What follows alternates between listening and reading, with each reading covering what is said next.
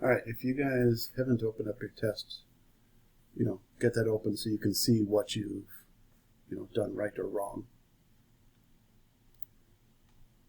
Question number 1. It says for a function f, we're given that f of 3 equals -2 and f prime of 3 equals 7. What's the equation of the tangent line to the graph of f at x equals 3? So first thing I would focus on is I want to point out these two pieces of information that you're given are pretty much all you're given to work with. And if you don't really understand what they're saying, then that made the problem very difficult. So f of 3 equals -2 is the point 3, -2. So it's a point on the original function. F prime of 3 equals 7 means the slope at x equals 3 is 7. The whole information about this prime means that that's the derivative, so that information represents the slope. And if you're trying to write the equation of a tangent line, you need two pieces of information. You need a point and you need a slope. So we've got the point 3, -2. We've got the slope 7. Here's what I would have preferred you guys write the answer as. I would have preferred you guys write the answer as y minus -2 equals 7 times x minus 3. This is actually how the AP exam would prefer you to write your answers. So there's nothing wrong with you simplifying this, because a lot of people simplified this to slope-intercept form. So slope-intercept form would have been, 7x minus 23. And it's 100% correct. The reason that it's not recommended you do this is in the problem, it specifically just says, what's the equation of the tangent line? It doesn't say you have to write it in slope-intercept. It just says equation. So your tangent line can be any form. This one is point-slope form. This one is slope-intercept. Every form of your tangent line is just as valid as the other one. So if you guys have a choice, use this one only for the fact that if you make an error going from point slope to slope intercept, then you went from a correct answer to an incorrect answer. The more steps of a problem you make, the more chances of making an error there is. So the AP College Board traditionally recommends you do point slope form only for the fact that it's usually less steps. You always can write slope intercept unless it says, a certain form, but it's just usually not recommended just because it's easier to make a mistake. But otherwise, question 1 went really well, and I was pretty happy with that one. Question 2. Select all the x values for which g is continuous and not differentiable. There's basically only 2 spots on this graph that we're focused on. Right there and right there. So the top spot, that is not continuous because there's a break between it, and it is not differentiable because it has to be continuous to be differentiable. Like this has the same slope on the left and the right, and that's kind of why this example was given, because some people might mistake that. It's not differentiable unless it's continuous as well. So, but this point right here is continuous because you never pick up your pencil, and it is not differentiable because you have a different slope right here and right here. And so then this would be x equals -2. It specifically says up here to find the x values.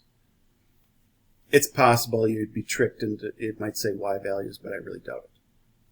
So this is x equals -2.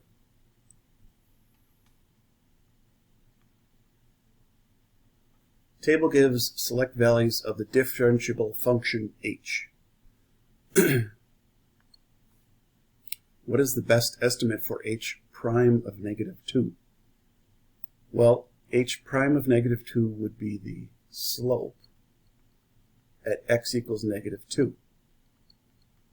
So then what I'm going to do is find x equals -2 on this table, which is in between those two, and I'm going to find the slope between these 2 points. So this is the point -4, -26. This is the point -1, -15. And the slope between them would be -15 minus -26 over -1 minus -4. That's a ton of negatives. So what's this, 9? No, 11? 11 over 5? No.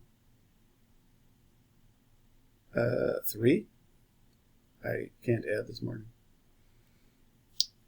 So 11 divided by 3 is like 3 2/3. So let's see. And that's just an estimate. You have no idea what the actual slope is. We're just calling that an estimate because it's between those 2 points.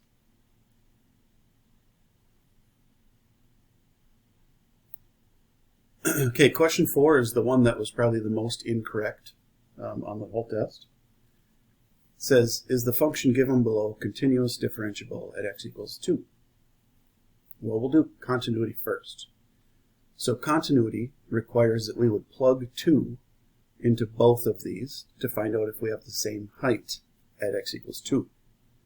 Okay, so at x equals 2, we've got -2 squared plus 3.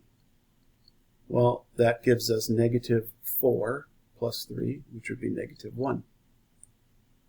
Over here, I've got 2 minus 4 squared minus 5, so then that would be 4 minus 5, which is -1. So then that tells us it is continuous.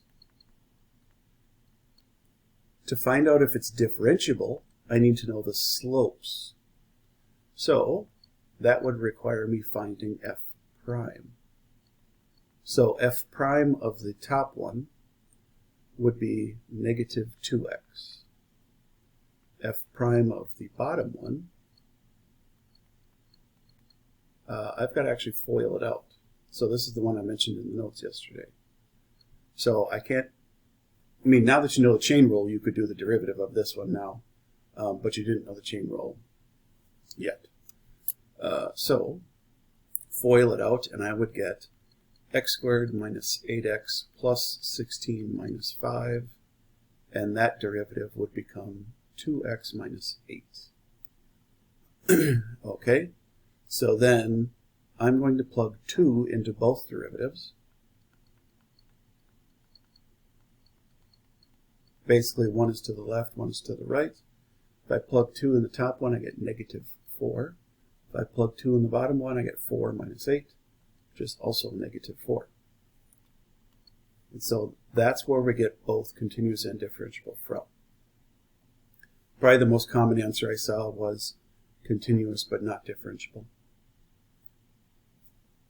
And certainly just stop me if you guys have questions along the way. Like if there's something that seems confusing to you or that you're not sure of, whatever, certainly just ask.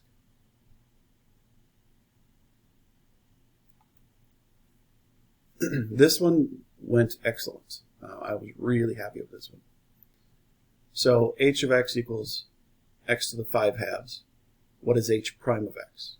This one is just straight power rule, where you're going to do 5 halves times x, and then subtract 1 from the power, which would be 3 halves.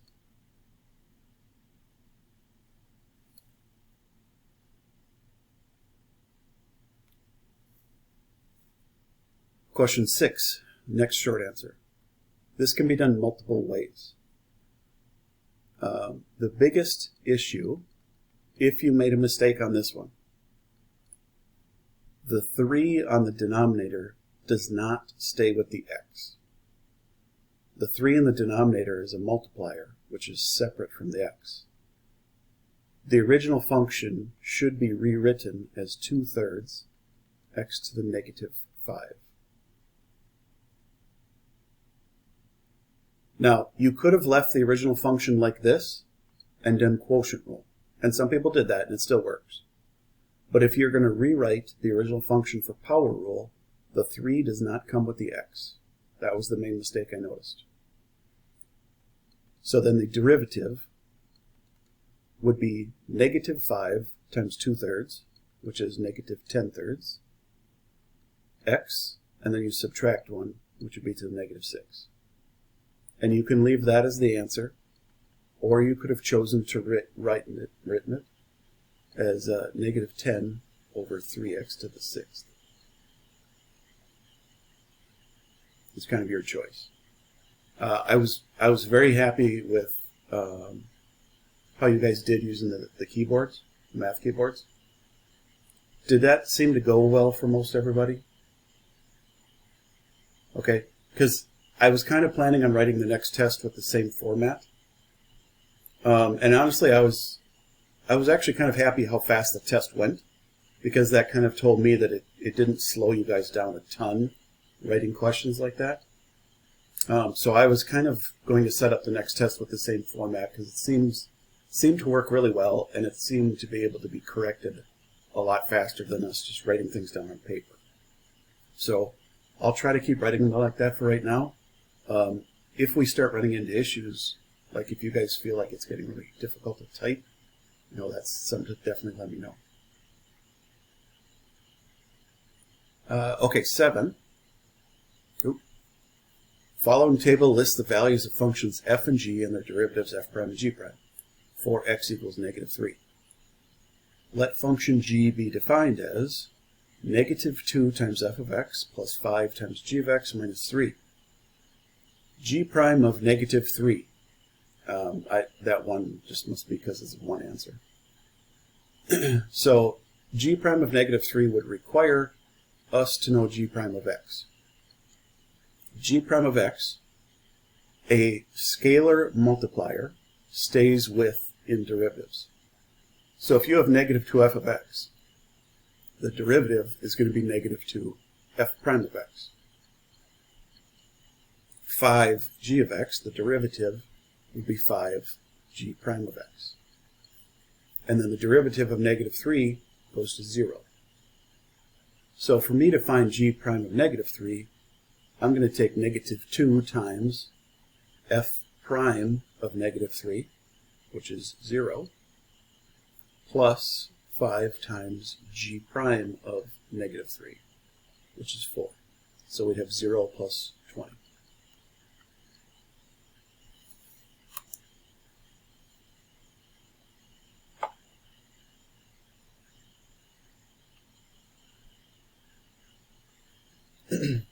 Now, I told you guys to write tangent lines as point-slope form, but in this case, because it was multiple choice, where there's slope-intercept, then you have to change it. It's just, if you're given a choice, do less work, is kind of the point. Let's go, Aiden, let's have you start me off here.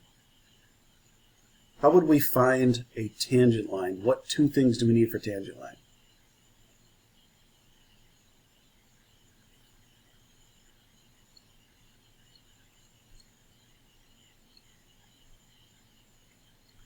Okay, so slope, and y-intercept is kind of right. Y-intercept is just a point. So it doesn't have to be the y-intercept, though. For slope-intercept, yes, you'll need it, but for right, we'll just stick with a point and a slope. But good. Very good. I don't know, who should we go with next? Do you want to call the next person, Aiden? No. Oh, wow, that was emphatic no. So Aiden calls on Marissa. Marissa, I was hoping you could help us out.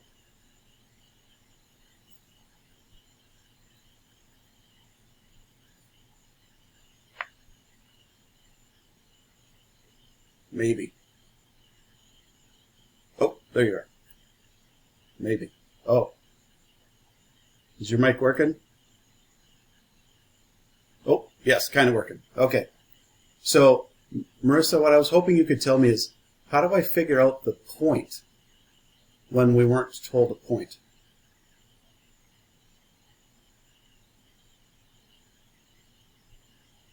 Perfect. Absolutely perfect.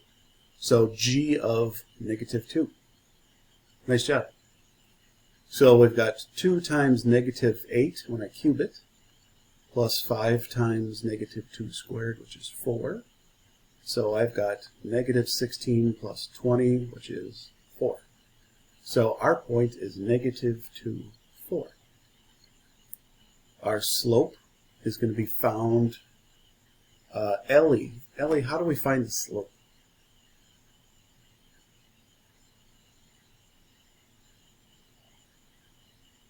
Nice. So g prime of x would be 6x squared plus 10x. Nice job. And we want to know the slope at -2, so I'm going to plug -2 into the derivative. I'm running out of space. 6 times -2 squared would be 4, plus 10 times -2. So 24 minus 20, it's hard to read. 24 minus 20 would be 4. Okay, so then that gives us y minus 4 equals 4 times x plus 2. Y minus 4 equals 4x plus 8 plus 4 gives you 4x plus 12, which was the A. And I mean, you guys did very good on that. Honestly, I'm really happy to see that with the tangent line ones, because it's kind of amazing how many tangent line questions you're going to run into on the AP test. It doesn't seem like a huge deal or a huge topic, but you're going to get a lot of questions on tangent lines. So knowing how to find them is a big deal. What is the value of the derivative of -2x to the 4th plus 3x cubed minus x squared at x equals -2?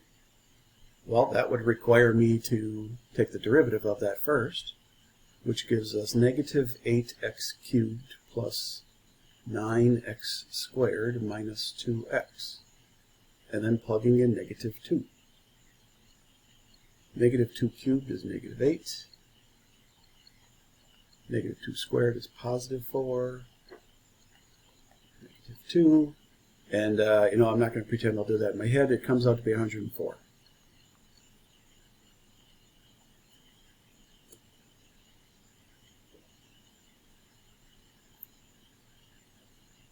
No, just as a reminder, since it sounds like some of you guys weren't sure, you guys are allowed to use your calculators and your notes and your books on all these tests.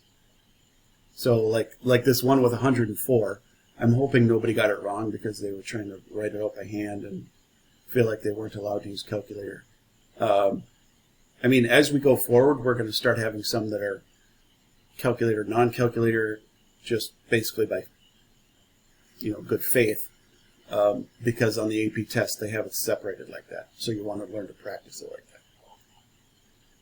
that. If the AP test is going to be online again, though, which, no, they haven't even remotely told us.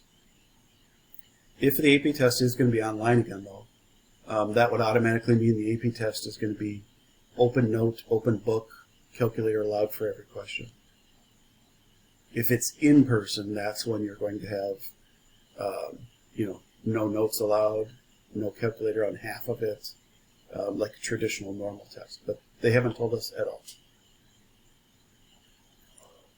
Okay, question 10. Take the derivative. This was basically just testing if you learned the derivatives of these style questions.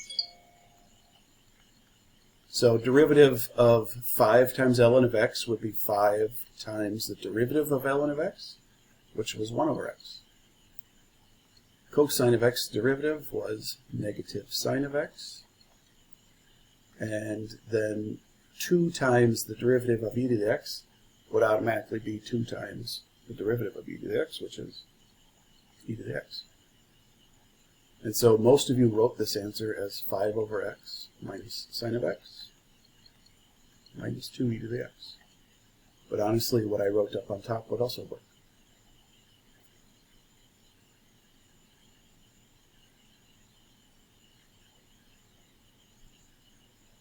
Now this one was about product rule. So if I have g of x equals f times g, which I only wrote it this way because I was copying Khan Academy's notation. I'm not a fan of this because having the two different g's can be confusing. I mean, I know one's capital, one's little, but I prefer it to just be different letters. So capital G of x, capital G prime of x, is going to be f times g prime plus g times f prime. So that's just the normal product rule. And then you're going to plug in those information for x equals 1. So f of 1 is 2. G prime of 1, negative 1. G of 1, negative 3. F prime of 1 is 5. So you'd have negative 2 minus 15, which would be negative 17.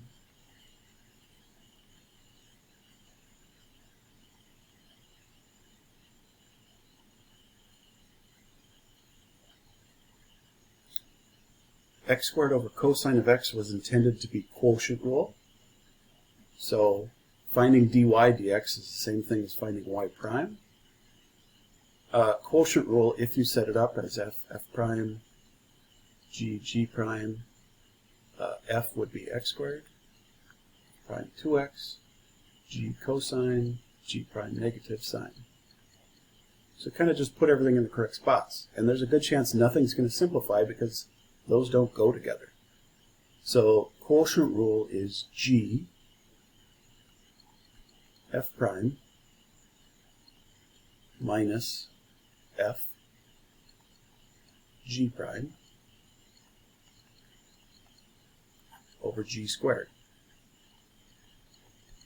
And that only simplifies down slightly. 2x cosine of x plus x squared sine of x over cosine squared x. A couple of people tried canceling out these cosines. You cannot do that because there isn't a cosine over here. The only way you would be able to cancel a cosine is if it was written like this. So if it was factored and multiplied towards the whole top, then you could cancel a cosine. But since that one was not, you couldn't cancel cosine. And you could have factored out an x, and it was just fine if you did. I mean, it's right both ways. So a lot of people factored out that x. It's kind of your choice. But otherwise, it doesn't simplify at all.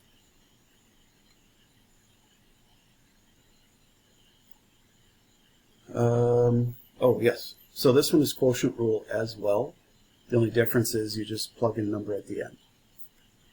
So if I'm going to do f prime, g prime, f is 2x plus 3, f prime is 2, g is 3x squared minus 4, g prime is 6x. So my derivative, it's not y equals, so I guess I don't really have any notation to write, would be g f prime minus f g prime over g squared. And I am not going to simplify this at all because I am plugging a number in right after this. So if I simplify it, that's fine. You can simplify it. It just takes longer. So if I plug 1 in directly, I'd get 3 times 1 squared minus 4, which is negative 1, times 2, minus 5 times 6 over negative 1 squared. So then I get negative 2 minus 30 over 1, which is negative 32. And I noticed a lot of people had positive 32 on this answer. I don't know if that was because you accidentally reversed quotient rule and did product rule on top.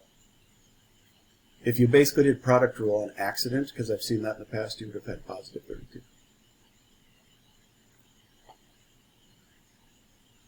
Because the downside about this one was I didn't write it as short answer. I mean free response. I wrote it as putting the number answer. And then the last question is product rule. F is x squared. F prime is 2x. G is sine of x.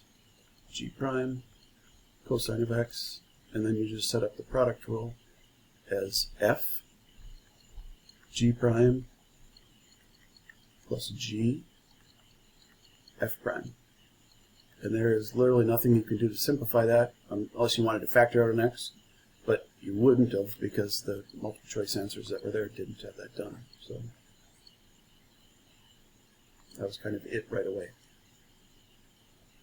So I kind of went through that somewhat fast because I wanted to save time today to go over the actual lesson. Out of those 14 questions, does somebody want me to go back to one of them or go over one of them? Or maybe you're not sure why yours is wrong. I could probably go over that too.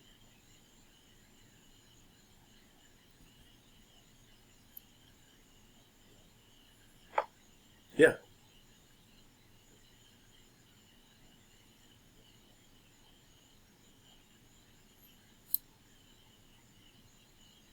Which one are we talking about?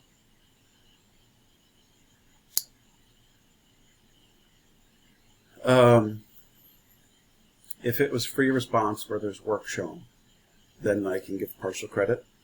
I actually totally screwed up, and on these questions, like this question specifically, I was only supposed to make it 1 point, and I thought it was free response, so I made it 4 points. And so because of that, I tried to give you partial credit if I could figure out what your answer was, even though I shouldn't have.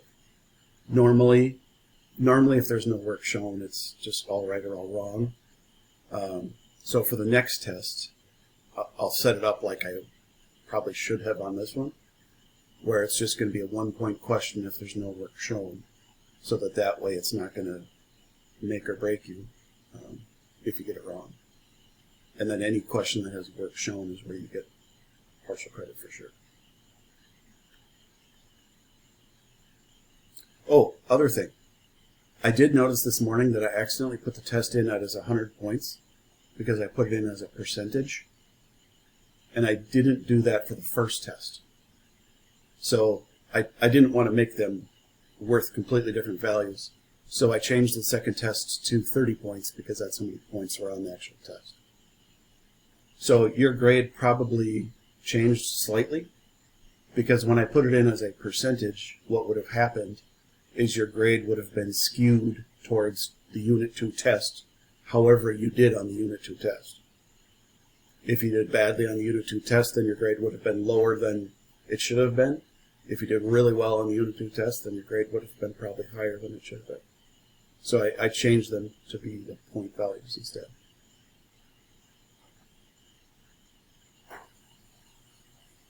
I mean, my other option is I could make everything percentage as well, so all the tests are equal, but it just didn't really matter. I mean, most people don't like the percentages on these tests because when you get questions wrong, the percentages look worse. Like, if you get 16 out of 20 points, that sounds better than you saying you got 80%. Like, it's just, I have no idea why. It's just the way it feels. Okay, do you guys want me to move on? Nobody has any kind of questions about the test? Do you feel better about what you got wrong now? Or at least know why you got things wrong? I guess that's really what I'm worried about. Okay, and if for some reason I made a mistake on the scoring of your test, you can certainly send me a message too. And then that way I can go back and look at it. That's partly the reason I like going over tests. Is, it's entirely possible I made mistakes. Okay, well then the next topic, the only one that I'll have time to cover today, is inverse derivatives.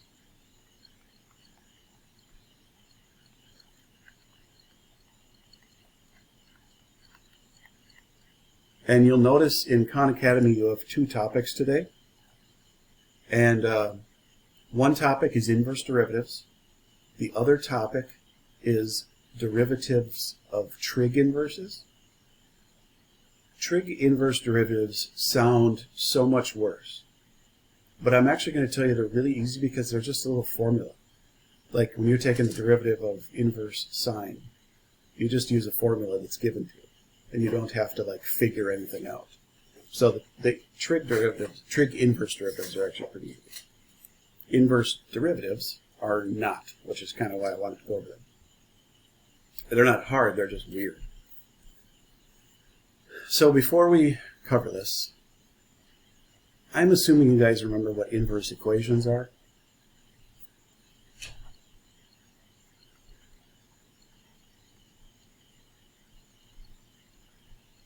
But if you don't, I'll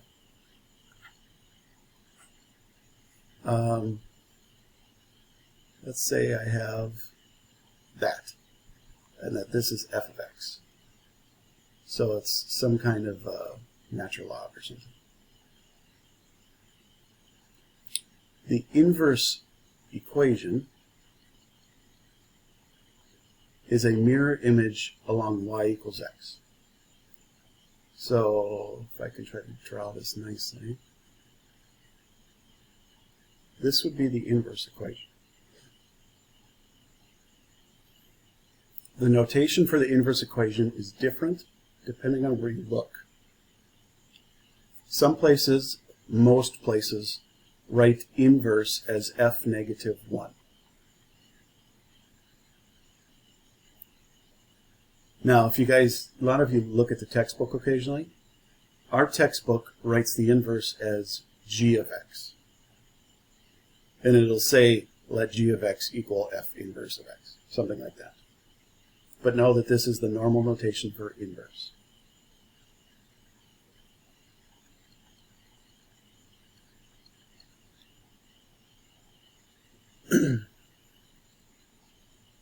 Every equation has an inverse, and maybe I should write that down.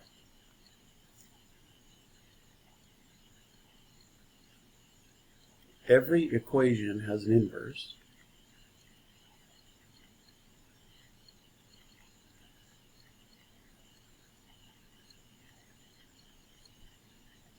But every inverse isn't a function.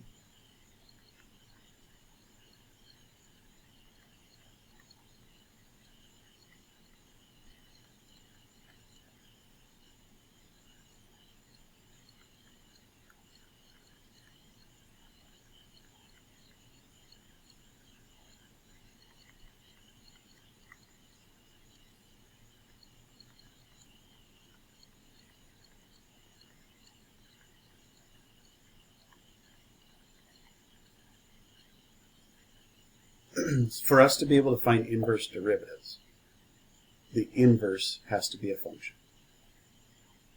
Now, like the one I drew up there, that one is a function.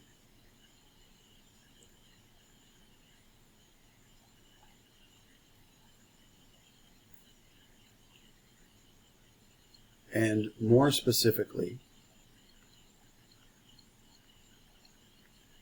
a function must be 1-to-1.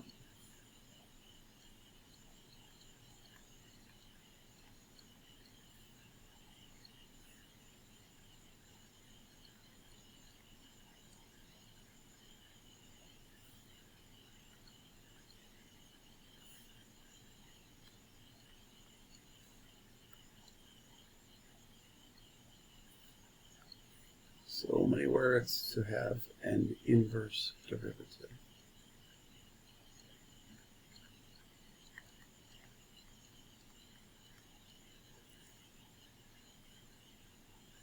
Now, it's okay if you don't know what 1-to-1 is. Honestly, it's not even used that much. Here's pretty much the easiest way that I can remember 1-to-1. A function is 1-to-1 if your function can pass vertical and horizontal line test.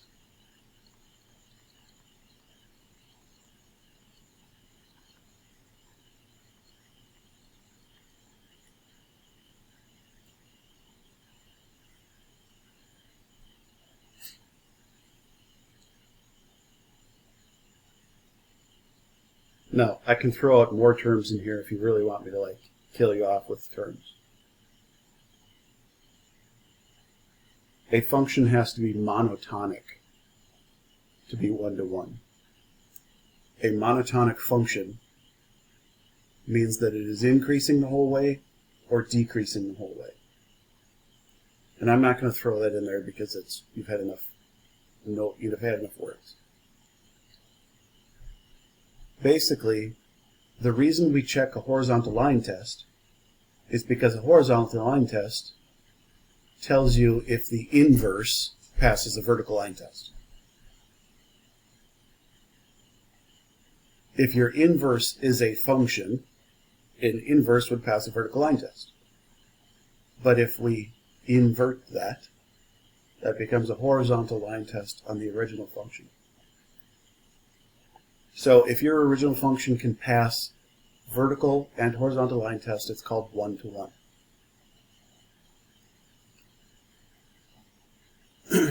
And basically, you're not going to be given any that don't meet those requirements. So I'm giving you that information because it's possible AP always has some kind of weird questions that go from details, right? But you're not going to be given a question that doesn't meet them. So let's just do a problem together.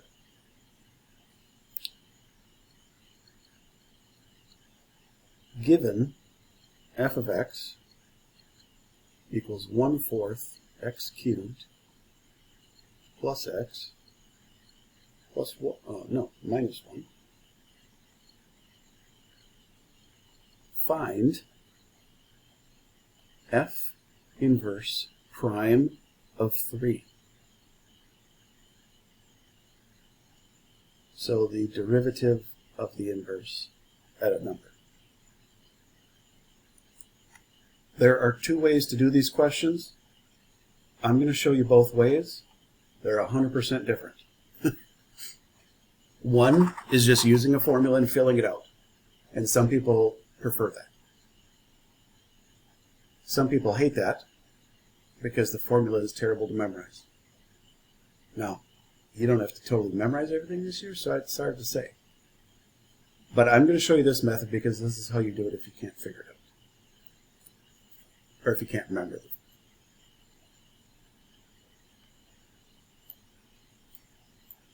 Before I show you this method, I need to show you how things work. Oh, I can use my picture up top.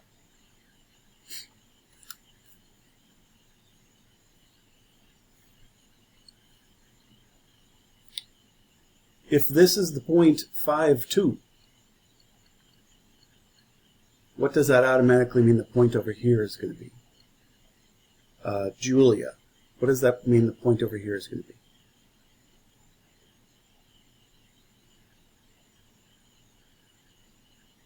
If this is the point 5,2, what is the point on the inverse going to be?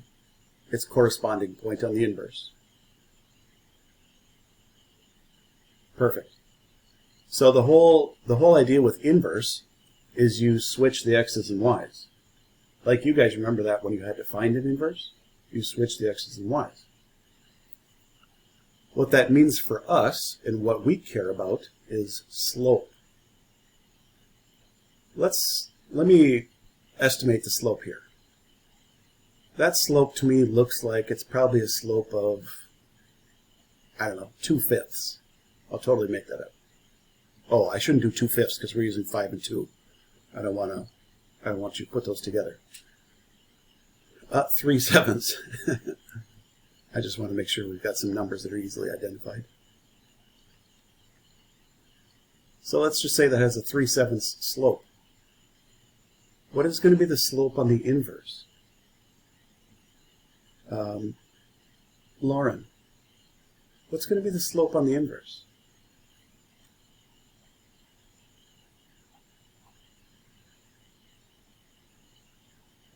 It would. It would. It absolutely would. So being inverse means you switch the x's and y's. Well, you find the slope by taking y2 minus y1 over x2 minus x1, right? Like difference in y's over difference in x's. So you basically flip those upside down when you go to do the slope of the inverse. So we're going to use this information and use this fact to help us find inverse derivatives.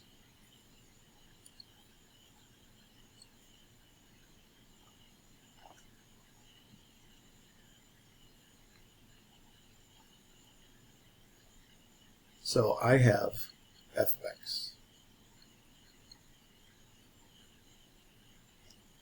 I have f inverse. And I am asked to find f inverse prime of 3. Like when I'm done, this is what I want the answer of.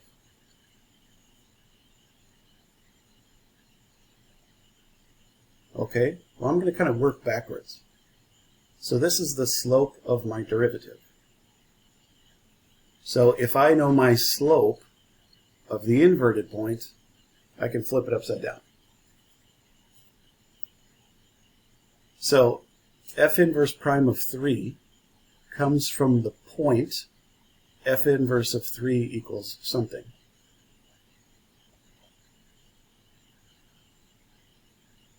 So this is an x value on the inverse. That means on the original function, it's a y value. So if I figure out when the original function is equal to 3,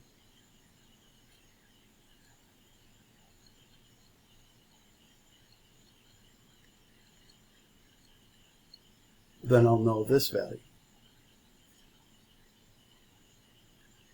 Now, you're pretty much going to be given equations that the answer is like 1, 2, or 3, or negative 1, negative 2, negative 3. You're not going to have bad answers. You're not going to have to like calculate. You're not going to have to factor or something. Like the number answers are going to be easy. Like if I plug in 2, I can tell it's going to be 2 because 2 would be 2 cubed is 8, divided by 4 would be 2, plus 2 is 4, minus 1 is 3.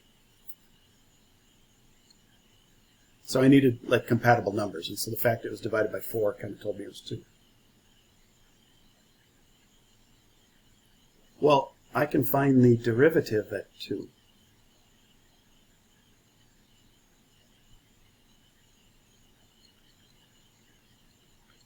Because my derivative is 3/4 x squared plus 1. So my derivative at 2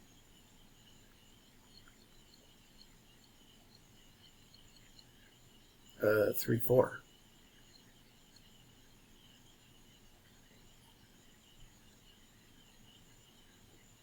Because my original function has a slope of 4, my inverse function has a slope of 1/4. We flip it upside down. Now, for some of you, this method very well just makes sense. It's not like it's easy or straightforward, right?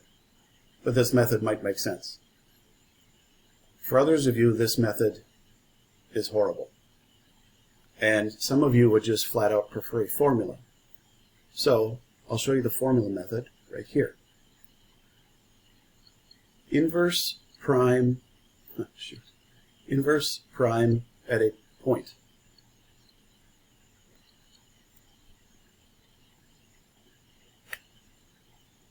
Is 1 over f prime of f inverse of c.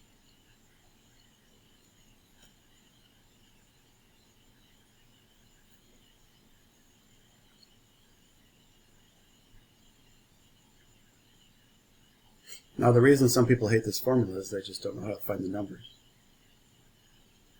So I'll just do this way with it. F inverse prime of 3, because that's what we were asked to find. 1 over f prime f inverse of 3. F inverse of 3 is what I wrote right there. To find that answer, you have to figure out when the original function is equal to 3. So,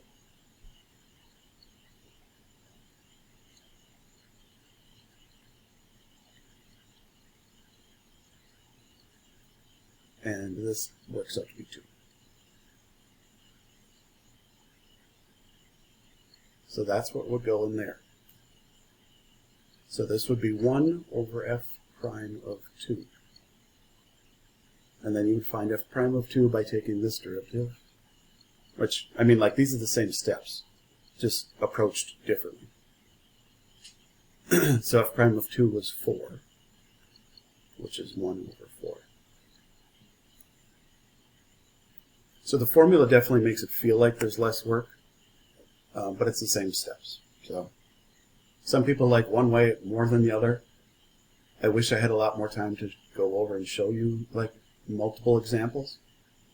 I have an example if you guys want to try one on your own. We've got 20 minutes left. Okay, I'll put that one up.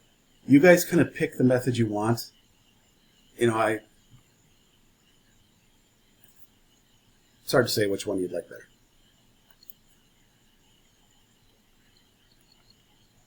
Given, I tried to pick one with a little bit easier equation. 5 minus 2x cubed. Find f inverse prime of 7.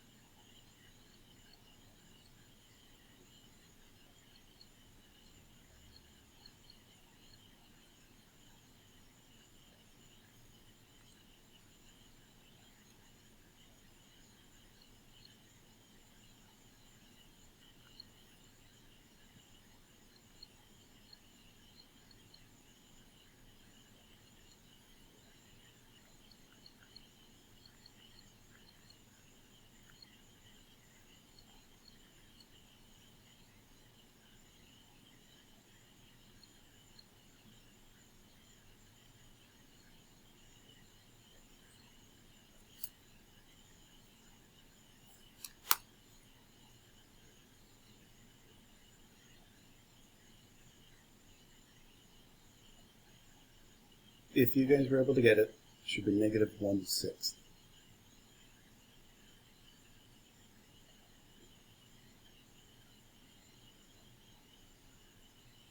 Now, my preference is I like to just lay it out and set it up because it's easier for me to mentally calculate it. But if you're a formula person, you'd have the same answers.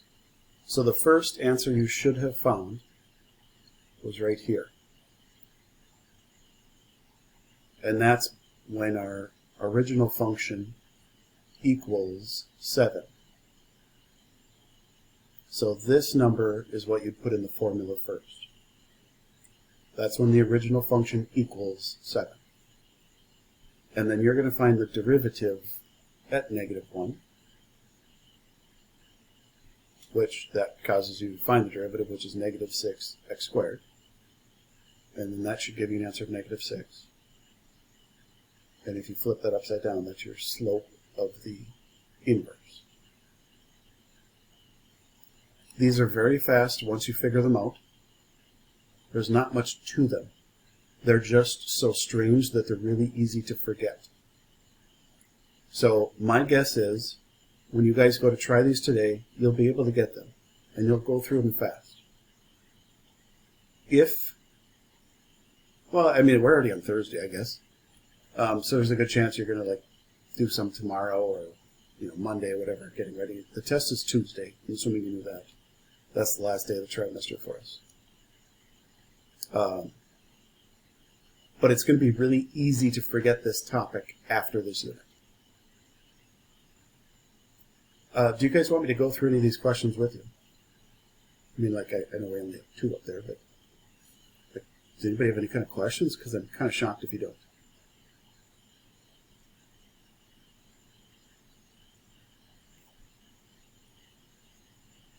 Sure. Got it. So, f inverse prime of 7 would be 1 over f prime of f inverse of 7. F inverse of 7 is when your original function equals 7. Because plugging 7 in the inverse is the same thing as when your original equals 7. So I took 5 minus 2x cubed equal to 7, and I knew to get to 7 I would have to add 2, so negative 1 was my answer. So that means the negative 1 right there is what I would plug in here. So 1 over f prime of negative 1. Oops.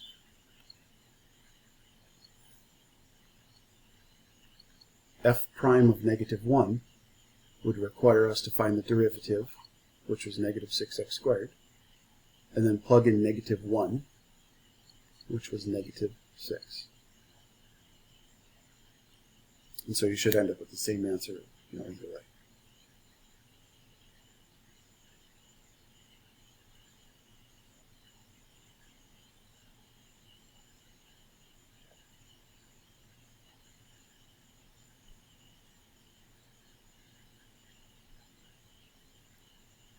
Normally, this one requires, usually I get a billion questions on this section.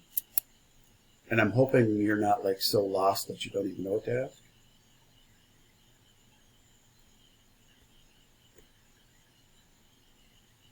You guys are just like my 0-hour class last year. They were just so tired they would just sit there and stare at no matter what.